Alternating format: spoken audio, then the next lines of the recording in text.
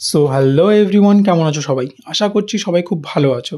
তো আমি রাহুল, আমি থাকি রায়গঞ্জের একটি মেসে এবং একটি মেসে থাকা ছেলেটি কী খেয়ে বেঁচে থাকে সেই নিয়ে আমি একটি সিরিজ শুরু করেছি।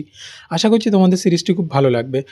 আর আজ ছিল মঙ্গলবার এবং মঙ্গলবারে আমি নিরামিষ খাই। শুধু মঙ্গলবার না, মঙ্গল এবং শনি দুদিন নিরামিষ খাই।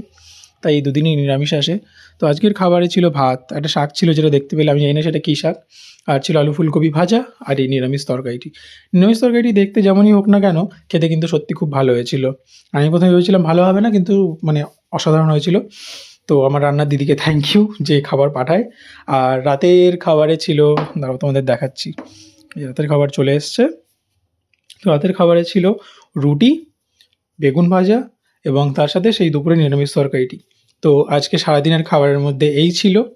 আর ব্যাস এইটুকুই ছিল। তো ভিডিওটা যদি তোমাদের ভালো লেগে থাকে তাহলে একটা সুন্দর করে লাইক করে দিও আর চ্যানেলটাকে সাবস্ক্রাইব করে নিও এরকম আরও ভিডিও দেখার জন্য। তো ততক্ষণের জন্য বাই বাই।